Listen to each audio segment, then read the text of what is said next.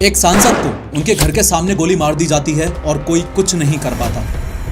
आप अगले जन्म में क्या बनना चाहेंगी? हम अगले जन्म में भले ही जानवर बन जाएं पर इस तरह की मतलब औरत नहीं बनना। गांव में बदनामी होना शुरू हुई। गांव के सरपंच के बेटे ने फूलन देवी के साथ जबरदस्ती करनी चाहिए और फूलन को गांव से ही बाहर निकाल दिया। लेकिन हर ऑपरेशन के पहले और बाद में फूलन के कहने पर पूरी गैंग किसी न किसी दुर्गा माँ के मंदिर में जाकर पूजा जरूर किया करती थी। विक्रम ने ही फूलन से कहा था कि अगर मारना ही है तो 20 को मारना, एक को मारेगी तो लोग तुझे हत्यारन कहेंगे और फांसी पर चढ़ा देंगे। खैर, बाबू गुज्जर की नजर भी फूलन पर थी और उसने अगले 72 घंटों तक फूलन को फिजिकली अब्यूज किया। लेकिन तीसरे दिन शाम को स्टोरी में एक अनएक्सपेक्टेड ट्विस्ट आया। आज से लगभग 24 साल पहले 25 जुलाई 2001 को दिल्ली में एक ऐसा हादसा हुआ जिस पर एक पल के लिए तो विश्वास ही नहीं होता। उस दिन दहाड़े इंडियन पार्लियामेंट से सिर्फ 10 मिनट की दूरी पर एक सांसद को उनके घर के सामने गोली मार दी जाती है और कोई कुछ नहीं कर पाता। चंबल की जानी मानी डकैत फूलन देवी की हत्या के दिन एग्जैक्टली क्या हुआ था, ये समझने के लिए आपको सबसे पहले लोकेशंस को अच्छे से समझना पड़ेगा। देखो, ये है ओल्ड पार्लियामेंट बिल्डिंग। इस बिल्डिंग के ठीक सामने है ये संसद चौक और संसद चौक से आगे चलते हैं तो यहाँ पड़ती है ये पटेल चौक। पटेल चौक से लेफ्ट लेंगे तो यहाँ पर है ये अशोका रोड और इसी अशोका रोड पर 44 नंबर मकान ही था फूलन देवी का। अब वापस पार्लियामेंट बिल्डिंग पर आ जाओ। आज दिन है 25 जुलाई 2001 का और पार्लियामेंट में लंच ब्रेक हो चुका था। 1:20 पर ये गाड़ी जो पार्लियामेंट से बाहर निकल रही है, इसमें बैठे हुए हैं 4 लोग। पीछे वाली सीट पर बैठी हुई है फूलन देवी और उनका personal security guard Balwinder Singh. आगे वाली सीट पर मौजूद हैं रघुराज सिंह शाक्या और उनका ड्राइवर जो इस वक्त फूलन देवी को उनके घर तक लिफ्ट दे रहे हैं। गाड़ी आगे बढ़ते हुए पटेल चौक पहुंचती है, फिर वहां से अशोका रोड जाती है और 44 अशोका रोड के सामने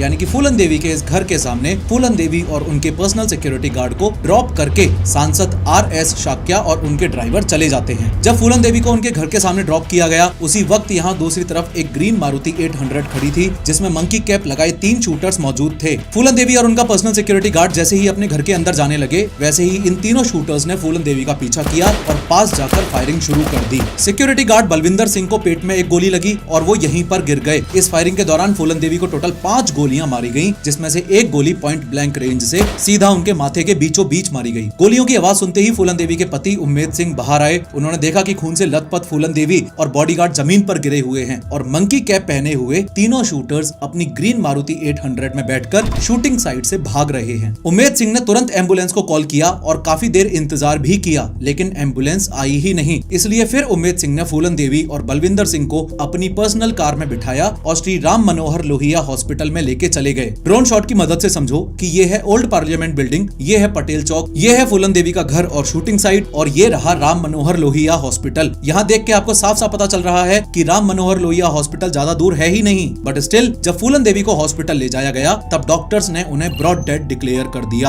और कुछ इस तरीके से बैंडिट क्वीन या यूं कह लो कि चंबल की जानी मानी डकैत ने अपनी देह का त्याग किया। आज की इस 3D एनिमेटेड वीडियो में हम स्टेप बाय स्टेप समझेंगे कि फूलन देवी से आखिर किस बात का बदला लिया जा रहा था जो उन्हें उनके घर के सामने ही 5 गोलियां मार दी गईं। मंकी कैप लगाए हुए ये तीनों शूटर्स कौन थे, इन्हें किसने भेजा था और इस पूरे फूलन देवी हत्याकांड की एग्जैक्ट प्लानिंग कैसे की गई थी। लेकिन हर बार की तरह शुरू से शुरू करते हैं। बात 1963 की है। उत्तर प्रदेश के जालौन के एक छोटे से गांव गोरहा का पूर्वा में जन्म होता है फूलन देवी का। फूलन देवी मल्ला कम्युनिटी की थी जिसे उस जमाने में लोअर कास्ट माना जाता था। बहुत छोटी सी उम्र में ही फूलन अपने हक के लिए लोगों से भिड़ जाती थी। अब चूंकि फूलन कोई बहुत अमीर परिवार में पैदा नहीं हुई थी तो फूलन के चाचा ने उनकी जमीन हड़पनी चाही तो सिर्फ 10 साल की फूलन अकेले ही उनके अगेंस्ट खड़ी हो गई। हुआ कुछ ऐसा कि एक दिन फूलन की माँ ने उसे बताया कि उसका चाचा और उनका बेटा मैयादीन ने फर्जी कागज बनवाकर उनकी जमीन छीन ली है। तो फूलन सीधा उस खेत में जाकर बैठ गई और हटने से मना कर दिया। मैयादीन जो उस वक्त 20 साल के आसपास का था वो फूलन को भगाने आया, लेकिन फूलन वहां से उठने का नाम ही नहीं ले रही थी। गुस्से में आकर मैयादीन ने फूलन के सिर पर ईंट मार दी। घर वालों को लगा कि कहीं फूलन कोई और लड़ाई ना कर ले, इसलिए उन्होंने सिर्फ 11 साल की उम्र में ही फूलन की शादी करवा दी। इनफैक्ट फूलन की शादी एक ऐसे आदमी से की गई जो उससे उम्र में 3 गुना बड़ा था और एक विडोअर भी था। नाम था पुत्तीलाल। सिर्फ 100 रुपए, एक गाय और एक साइकिल के बदले में उस छोटी सी फूलन को उस अधेड़ उम्र के आदमी के साथ भेज दिया गया। शादी शादी के बाद पुत्तीलाल उसके साथ जबरदस्ती करता, उसे पीटता था और हर दिन उसकी जिंदगी को और भी नरक बना देता था। ये सब सहना फूलन के बस के बाहर होता जा रहा था। अपने 12वें बर्थडे के बाद एक दिन फूलन ने सब कुछ छोड़ने का फैसला लिया। वो वहाँ से पैदल ही निकल गई और अपने मायके लौट आई। फूलन के घर वालों के लिए ये एक धब्बा सा था और फूलन की माँ ने तो ये तक कह दिया, मर जाओ या तो कुएं में कूद जाओ या यमुना में डूब जाओ। अब घर वाले ही इस तरह के कमेंट्स कर रहे हैं तो सोचो सोसाइटी ने क्या कुछ नहीं बोला होगा। अगर आज के टाइम भी कोई महिला अपने पति को छोड़ के वापस आ जाती है तो सोसाइटी के वो 4 लोग कितनी ज्यादा बातें बनाते हैं। फिर ये तो आज से 50 साल पहले की बात है, तो सोचो उस समय इस बात का कितना बड़ा मुद्दा बनाया होगा। मोरओवर फूलन के साथ भी वही हुआ। मायके लौटने के बाद फूलन को खराब नजरों से देखा जाता था और इसी बीच एक हादसा हुआ। गांव के सरपंच के बेटे ने फूलन के साथ जबरदस्ती करने की कोशिश की। फूलन जैसे तैसे उस लड़के को मार के तो वहां से भाग गई। पंचायत बैठी। चूंकि गांव ठाकुर कास्ट डोमिनेटेड था, सरपंच का बेटा भी ठाकुर ही था और फूलन एक लोअर कास्ट महिला थी, तो उन लोगों ने फूलन को कैरेक्टरलेस डिक्लेयर कर दिया और साथ ही उसे गाँव से भी निकाल दिया। यहाँ आपको एक बात ये भी बता दूं कि उत्तर प्रदेश में ठाकुर, जिसे अक्सर राजपूत भी कहा जाता है, एक अपर कास्ट कम्युनिटी है जो हिस्टोरिकली वॉरियर क्लास यानी कि क्षत्रिय मानी जाती है। ये लोग पहले से ही जमीन के बड़े मालिक रहे हैं और रूरल एरियाज में इनका काफी इन्फ्लुएंस रहा है। ठाकुर नाम असल में एक फ्यूडल टाइटल था जिसे लोग इज्जत और पावर के रूप में यूज करते थे। आज भी यूपी के कई गांव कस्बों में ठाकुर फैमिलीज के पास जमीन, पैसा और लोकल पावर होती है। एनीवेज गांव से निकल के फूलन अपने कजन कैलाश के घर चली गई जो यमुना नदी के पास टोगा गांव में रहता था। कैलाश, जिसके घर फूलन रुकी थी, दिखने में तो एक आम आदमी ही था, लेकिन असल में वो डकैतों के लिए छोटे मोटे काम किया करता था, जैसे खबर देना, सामान पहुंचाना। इसी कनेक्शन के थ्रू फूलन की पहली मुलाकात डकैतों से हुई थी। कैलाश पहले से ही शादीशुदा था और उसके बच्चे भी थे, लेकिन कुछ सोर्सेज में मेंशन्ड है कि फूलन और कैलाश ने शादी भी कर ली थी, पर यह शादी ज्यादा दिन तक चल नहीं पाई। फूलन अपने कजन की जमीन पर घास काटती थी और भैंसों को चराने ले जाती थी, पर धीरे धीरे गांव में उसकी इमेज बदलने लगी। लोग उसके बारे में अफवाहें उड़ाने लगे। उसे एक बदनाम औरत के रूप में देखा जाने लगा जो अकेली यमुना में नहाती थी, वो भी बिना कपड़ों के। फिर एक दिन फूलन ने अपने कजन कैलाश के घर से भी निकल जाने का फैसला किया। फूलन वापस अपने खुद के घर गोरहा का पूर्वा में आ गई, पर उनकी बदकिस्मती यहीं से शुरू हुई। साल था 1979 और फूलन की उम्र थी सिर्फ 16 साल। पुलिस ने फूलन को गिरफ्तार कर लिया, ये इल्जाम लगाकर कि उसने सरपंच के घर चोरी की है और वो डकैतों के साथ मिली हुई है। जेल में फूलन के साथ और भी भयानक चीजें हुई। पुलिस वालों ने कई दिनों तक फूलन को फिजिकली अब्यूज किया और कुछ सोर्सेज के हिसाब से तो उसके खुद के पिता के सामने भी। सबसे खराब बात यह है कि जिस सिस्टम को फूलन को प्रोटेक्ट करना चाहिए था, उसी सिस्टम ने फूलन के साथ गलत किया। यह बात भी फैक्ट है कि सिस्टम को बदलने का एक ही तरीका होता है, अंदर से उसका हिस्सा बनना। आज हजारों लोग गवर्नमेंट एग्जाम्स की तैयारी इसलिए करते हैं ताकि वो सिस्टम में चेंज लाकर उसे एक बेस्ट वर्जन बना सकें। और अगर आप भी इसी मिशन पे हो तो एक ऐप आपका साथ दे सकता है, टेस्ट बुक। टेस्ट बुक पर आपको मिलते हैं structured mock test, previous year papers, current affairs और डिटेल्ड स्टडी नोट्स, जिससे आपके सिलेक्शन के चांसेस काफी ज्यादा बढ़ जाते हैं। इसलिए आज 6.5 करोड़ से ज्यादा स्टूडेंट्स ऑलरेडी टेस्ट बुक से जुड़ चुके हैं। अब क्यों इतने स्टूडेंट्स एक ही प्लेटफॉर्म को प्रीफर कर रहे हैं, इसका भी रीजन बताता हूँ। अभी गवर्नमेंट सेक्टर में one of the biggest exam मानी जाती है एसएससी सीजीएल। एसएससी सीजीएल जैसे टफ एग्जाम में एयर 2 आशीष तिवारी, एयर 4 देवेश बैरागी और एयर 6, 8, 9, 10 सब टेस्ट बुक के स्टूडेंट्स ही रहे हैं। रिसेंटली एसएससी सीएचएसएल का रिजल्ट आया था जिसमें एयर 1 रोहित भी टेस्ट बुक के ही स्टूडेंट थे। अगर आप भी चाहते हो कि सिस्टम में जाकर असली बदलाव ला सको तो टेस्ट बुक आपका स्ट्रॉन्ग पार्टनर बन सकता है, प्लस टेस्ट एनालिसिस और स्टडी नोट्स में हेल्प कर सकता है। और अगर आप डिस्क्रिप्शन और पिन कमेंट में दी गई मेरी लिंक्स का यूज करोगे और कूपन कोड HOW12 लगाओगे तो आपको 12% का इंस्टेंट डिस्काउंट भी मिलेगा। Check out test book now. अब फूलन की लाइफ का एक नया चैप्टर शुरू होने वाला है और उससे पहले मैं अगर आपको एक छोटा सा फ्लैशबैक दूं तो फूलन की शादी 11 साल की उम्र में ही हो गई थी। पति मारता था, प्लस उसने मल्टीपल टाइम्स फिजिकल अब्यूज भी किया, इसलिए वो अपने पति के घर को छोड़ के वापस मायके आ गई थी। गांव में बदनामी होना शुरू हुई। गांव के सरपंच के बेटे ने फूलन देवी के साथ जबरदस्ती करनी चाहिए और फूलन को गांव से ही बाहर निकाल दिया। वो अपने एक कजन कैलाश के घर जाके रहने लग गई, उससे भी शादी की, लेकिन फिर वापस अपने घर आ गई। पुलिस ने झूठे इल्जाम में उसको अरेस्ट कर लिया और मल्टीपल टाइम्स फिजिकल अब्यूज भी किया। इतनी कम उम्र में ही फूलन देवी काफी कुछ सहन कर चुकी थी। एक रात जब फूलन अपने गांव गोरहा का पूर्वा में सो रही थी, तब अचानक एक डकैत की गैंग ने गांव पर अटैक कर दिया। ध्यान से एक बार इस गैंग को देखो। ये जो बंदा यहाँ आपको दिखाई दे रहा है, ये है इनका लीडर बाबू गुज्जर, और ये जो बाबू गुज्जर के साइड में खड़ा है, ये है विक्रम मल्ला, जो इस गैंग का सेकंड इन कमांड है। इनको थोड़ा ध्यान से देख लो, ये लोग आगे बहुत इंपॉर्टेंट रोल प्ले करने वाले हैं। अब यहाँ 3 अलग अलग केस सिनेरियोज हैं और अलग अलग मल्टीपल डिफरेंट सोर्सेज अलग अलग बात बोलते हैं कि उस रात एग्जैक्टली क्या हुआ था, लेकिन ये बात आज तक किसी को ठीक से नहीं पता और फूलन देवी ने भी इस बात पर कोई क्लैरिफिकेशन नहीं दिया है। कुछ सोर्सेज कहते हैं कि फूलन देवी को जबरदस्ती उठाकर ले जाया गया, कुछ सोर्सेज कहते हैं कि अपने छोटे भाई की जान बचाने के लिए उसने अपने आप को डाकुओं के हवाले कर दिया, और कुछ कहते हैं कि फूलन खुद अपनी पुरानी जिंदगी से थक चुकी थी और अपनी मर्जी से ही डकैतों के साथ चली गई। सच क्या था, ये आज भी एक राज ही है। एक बात और जो आपको यहाँ पता होनी चाहिए वो ये कि बाबू गुज्जर की गैंग भी 2 अलग अलग कास्टों से मिलकर बनी हुई थी। एक तरफ थे ठाकुर जो अपर कास्ट के थे और दूसरी तरफ थे मल्ला जो लोअर कास्ट के थे। खुद बाबू गुज्जर भी एक ठाकुर था। मैं ये सारी बातें आपको इसलिए बता रहा हूँ क्योंकि ये अलग अलग जातियां ही आगे चल के इस पूरी कहानी में एक टर्निंग पॉइंट बनने वाली हैं। खैर, बाबू गुज्जर की नजर भी फूलन पर थी और उसने अगले 72 घंटों तक फूलन को फिजिकली अब्यूज किया। लेकिन तीसरे दिन शाम को स्टोरी में एक अनएक्सपेक्टेड ट्विस्ट आया। विक्रम मल्ला, हाँ वही जो इस गैंग का सेकंड इन कमांड था, वो फूलन को पहले से ही पसंद करता था। जब उसने देखा कि फूलन के साथ इतनी भयानक चीजें हो रही हैं, तो उससे और बर्दाश्त नहीं हुआ। उसने बाबू गुज्जर को वहीं पर गोली मार दी। बाबू गुज्जर के मर्डर की खबर पूरे आसपास के गांव कस्बों में आग की तरह तेजी से फैल गई। साथ ही ये भी सबको पता चल गया कि विक्रम मल्ला, जो फूलन की ही जाति का था, उसने अपने अपर कास्ट लीडर को मार दिया है। और ना सिर्फ ये, वो इस पूरी गैंग का लीडर भी बन चुका है। ये बात सिर्फ एक पावर शिफ्ट नहीं थी, बल्कि एक सिंबल बन गई थी अपर कास्ट के खिलाफ खुली बगावत का।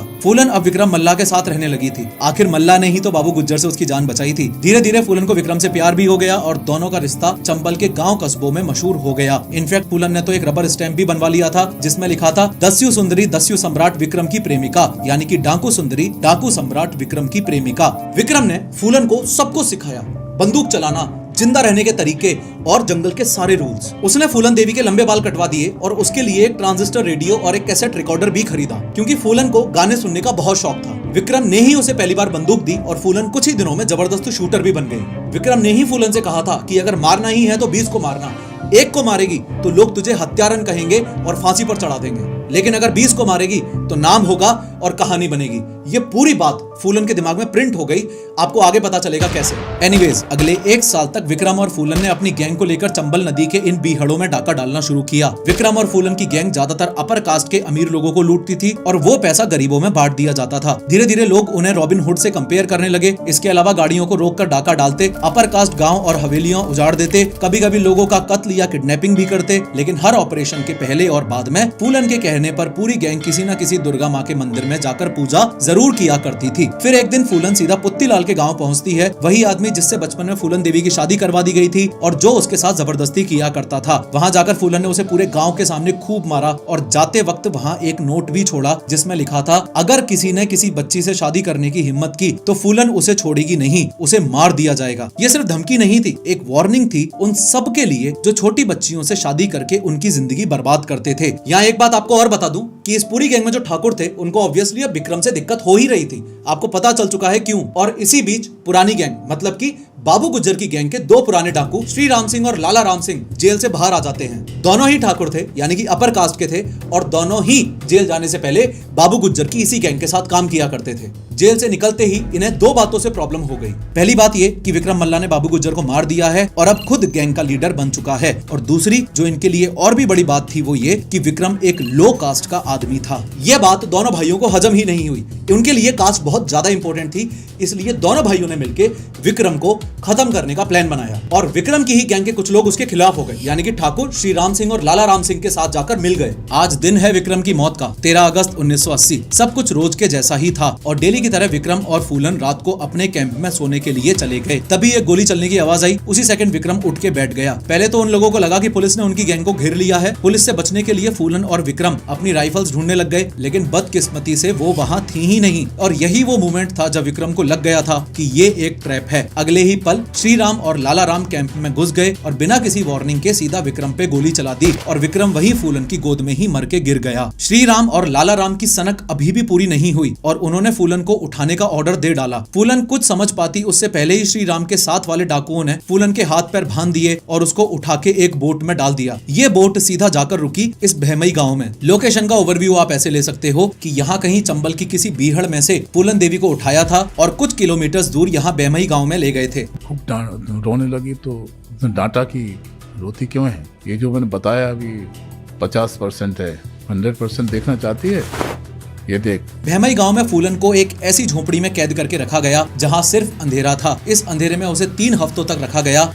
से ब्लाउज खोला, दिखाया, छातियों में गड्ढे हुए थे जो मांस नोचा था ठाकुरों और रेप करते थे। लिटरली ऐसे मांस नोचा। हर रात इस झोपड़ी में कुछ ठाकुर लोग आते थे और 23वें दिन पर तो श्री राम और लाला राम ने सारी हदें पार कर दी, फूलन को जमीन पर घसीट के बाहर निकाला। आगे बढ़ने से पहले एक बार ध्यान से देख लो, भैमई गाँव में फूलन को इस वाली झोपड़ी में रखा हुआ है और गाँव के बीचों बीच है ये कुआं। श्री राम ने फूलन को इस कुएं से पानी लाने को बोला। पहले तो फूलन ने मना कर दिया, लेकिन उस स्थिति में उसके पास और कोई ऑप्शन भी तो नहीं था। फूलन ने मटका हाथ में लिया और आगे बढ़ी। तभी श्री राम ने फूलन का वो ब्लैंकेट खींच लिया जिससे फूलन ने अपनी बॉडी को ढक रखा था। फूलन के शरीर पर उस समय सिर्फ वो ब्लैंकेट ही था। भैमई के आदमी फूलन को देखने के लिए इकट्ठे हो गए। उन्होंने हूटिंग करना शुरू किया, घटिया कमेंट्स पास किए, उसे देख के हंसे और उस पर थूकना भी शुरू कर दिया। आई होप आप समझ पा रहे हो कि फूलन उस समय किस सिचुएशन से गुजर रही होगी। उसी शाम झोपड़ी से कुछ ही दूरी पर फूलन की गैंग का एक बंदा, ये संतोष पंडित, श्री राम और लाला राम के बीहड़ जाने का इंतजार कर रहा है। उन लोगों के निकलते ही संतोष पंडित चुपचाप इस झोपड़ी में घुसा और एक बैलगाड़ी के पीछे फूलन को बिठा के वहाँ से ले गया। संतोष पंडित फूलन को विक्रम मल्ला के एक पुराने साथी मान सिंह के पास ले गया। कुछ सोर्सेस कहते हैं कि फूलन को वहाँ से भगाने वाला असल में मान सिंह ही था, लेकिन इस बात की कंफर्म डिटेल नहीं मिली है। शुरू में फूलन ने एक मुस्लिम डकैत बाबा मुस्तकीन की गैंग ज्वाइन की, लेकिन फूलन को सिर्फ डकैत नहीं बनना था, बल्कि उसे तो बदला लेना था और बदले के लिए उसके पास अपनी खुद की गैंग होनी जरूरी थी। आखिरकार मान सिंह के सपोर्ट से फूलन ने फिर से अपनी एक नई गैंग तैयार कर ली। 7 महीने तक अपनी सारी ताकत इकट्ठी करके फूलन के सामने वो दिन आ ही गया जब वो अपने साथ हुए उन 3 हफ्तों के जुर्म का बदला ले सकती थी। बात है साल 1981 की और दिन है वैलेंटाइंस डे का। एक बार इस गांव को फिर से देख लो, ये है भैमई गांव और यही है वो कुआं। दिन के करीब 12 बजे फूलन की गैंग पूरे गांव को चारों तरफ से घेर लेती है। चारों तरफ अफरा तफरी मच गई और सारे लोग अपने घरों में जाकर छुप गए। आज ये लोग यहाँ इसलिए आए हैं क्योंकि इन्हें इन्फॉर्मेशन मिली थी कि श्री राम और लाला राम अपनी गैंग के साथ भैमई गांव में शादी अटेंड करने आए हैं। ध्यान से देखो तो फूलन उसी कुएं के प्लेटफॉर्म पर खड़ी है, पुलिस की ड्रेस पहने और सर पर ये लाल कफन बांध के आई है। सबसे पहले उसने मेगाफोन पर चिल्ला के एब्यूजिव लैंग्वेज में गांव वालों को श्री राम और लाला राम को उसके हवाले करने के लिए बोला। फूलन ने ऑर्डर दिया कि गांव में जितने भी आदमी हैं सबको बाहर लेकर आओ, लेकिन महिलाओं और बच्चों को कोई कुछ नहीं करेगा। फूलन की गैंग यहाँ 3 पार्ट्स में डिवाइड हो गई। पहली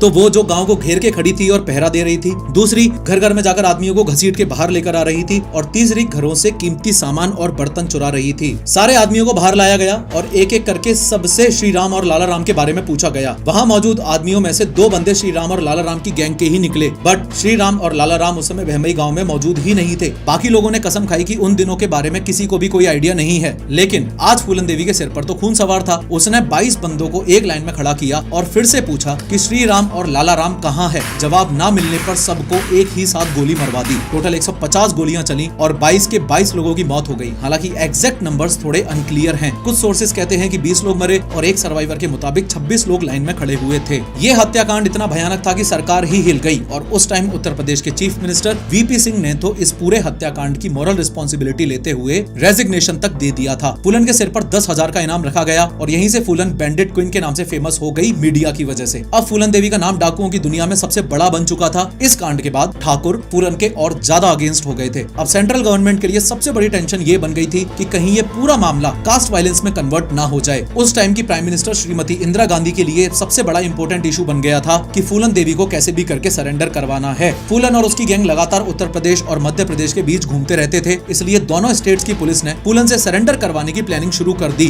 दोनों राज्यों की सरकारें चाहती थी कि बिना किसी खून खराबे के फूलन को शांति से सरेंडर के लिए तैयार किया जाए। उस समय मध्य प्रदेश के चीफ मिनिस्टर अर्जुन सिंह ने फूलन देवी के सरेंडर का जिम्मा भिंड डिस्ट्रिक्ट में posted IPS officer Rajendra Chaturvedi को दिया। राजेंद्र चतुर्वेदी ने अपने पर्सनल कॉन्टेक्ट्स का इस्तेमाल करके सबसे पहले फूलन की मां और उसकी बहन को कांटेक्ट किया। फिर साल 1982 5 दिसंबर की रात को राजेंद्र चतुर्वेदी की मुलाकात एक डाकू से हुई जो कि फूलन देवी की गैंग का ही मेंबर था। वो डाकू राजेंद्र चतुर्वेदी को फूलन देवी से मिलवाने के लिए रेडी हो गया। चंबल नदी के किनारे राजेंद्र चतुर्वेदी की मुलाकात मान सिंह से हुई जो कि फूलन देवी का राइट हैंड था। बहुत समझाने के बाद मान सिंह सरेंडर वाली बात करने के लिए राजेंद्र चतुर्वेदी को फूलन देवी के पास ले गया। कैंप में पहुंचने के बाद फूलन देवी ने राजेंद्र चतुर्वेदी के पैर छुए, उनके पैरों पर 501 रुपए भी रखे, एक तरह से रिस्पेक्ट पे करने के लिए। लेकिन जैसे ही राजेंद्र चतुर्वेदी ने सरेंडर की बात छेड़ी, फूलन गुस्से में आ गई। वो कहती हैं, आपके कहने से मैं सरेंडर कर दूंगी क्या? मैं फूलन देवी हूँ, चाहूँ तो इसी वक्त आपको गोली मार सकती हूँ। मान सिंह बीच बचाव करता है और सिचुएशन को शांत करता है। बाद में फूलन थोड़ा नॉर्मल होती है और खुद राजेंद्र चतुर्वेदी के लिए खाना तक बनाती है। फिर फूलन एक इंपॉर्टेंट सवाल पूछती है कि क्या गारंटी है कि सरेंडर करते ही पुलिस मुझे गोली नहीं मार देगी? राजेंद्र चतुर्वेदी उसे भरोसा दिलाते हैं कि ये पूरा प्रोसेस मध्य प्रदेश के चीफ मिनिस्टर अर्जुन सिंह के अप्रूवल के साथ हो रहा है। और इस बात को प्रूव करने के लिए वो ये तक कहते हैं कि अगर चाहो तो तुम्हारे किसी गैंग मेंबर को सीएम से मिलवा दिया जाएगा। फाइनली फूलन मान जाती है, लेकिन तभी उत्तर प्रदेश पुलिस और मध्य प्रदेश पुलिस के बीच फूलन की गिरफ्तारी को लेकर दिक्कतें शुरू हो जाती हैं। भैमई हत्याकांड की वजह से फूलन को लग रहा था कि अगर वो उत्तर प्रदेश गई तो उनकी हत्या हो जाएगी, तो इसके लिए फूलन कुछ डिमांड्स रखती हैं। डिमांड नंबर 1, वो मध्य प्रदेश में सरेंडर करेंगी। डिमांड नंबर 2,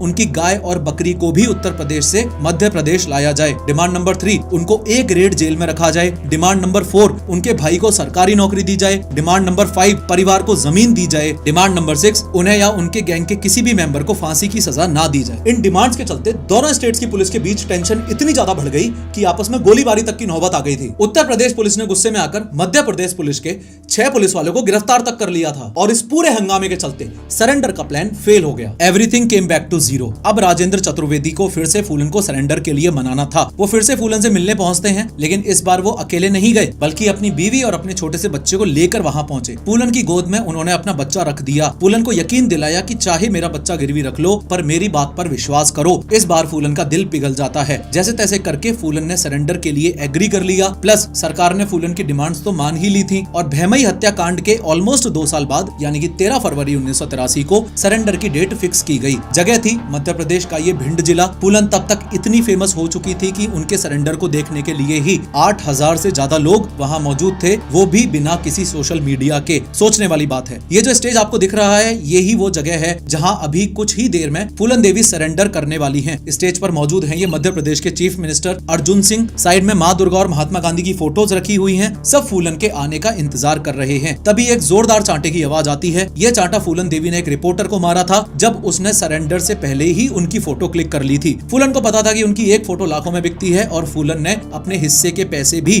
उस रिपोर्टर से मांगे। खैर, स्टेज पर पहुंचकर फूलन अपनी कार्ट्रिज बेल्ट उतारती हैं और सीएम अर्जुन सिंह के पैरों में रख देती हैं। एक हार सीएम के गले में डालती हैं और दूसरा माँ दुर्गा की तस्वीर पर चढ़ाती हैं। फूलन पर टोटल 22 हत्या, 23 डकैती और 18 अपहरण के केसेस चले। फूलन को 11 साल की जेल हुई और उन्हें मध्य प्रदेश के ग्वालियर जेल में रखा गया। फिर साल 1994 में अपने पॉलिटिकल फायदे के लिए मुलायम सिंह यादव की सरकार ने फूलन देवी की रिहाई करवा दी। ये जो फोटो आपको दिखाई दे रही है, ये है उम्मेद सिंह। इनसे साल 1995 में फूलन देवी ने शादी कर ली और बुद्धिज्म धर्म भी अपना लिया। फिर साल 1996 में मिर्जापुर सीट से फूलन देवी सांसद बनी और 1999 में एक बार फिर से रीइलेक्ट हुई। फिर आगे की कहानी तो आपको पता ही है। 25 जुलाई 2001 को फूलन देवी का पार्लियामेंट से अपने घर जाना, ग्रीन कलर की मारुति 800 में शूटर्स का फूलन देवी के घर के ही बाहर वेट करना और जैसे ही फूलन देवी अपने घर के गेट पर पहुंची, तीनों ने उन पर गोलियां चला दी। शूटर्स ने तुरंत फायरिंग के बाद अपनी मारुति 800 में बैठकर ये अशोका रोड क्रॉस किया और इस पंडित पंत मार्ग पर आ गए। वहां उन्होंने गाड़ी छोड़ दी। उस गाड़ी में उन्होंने अपनी मंकी कैप्स और 2 बंदूकें भी छोड़ दी। फिर उन्होंने गन पॉइंट पर एक ऑटो रोका,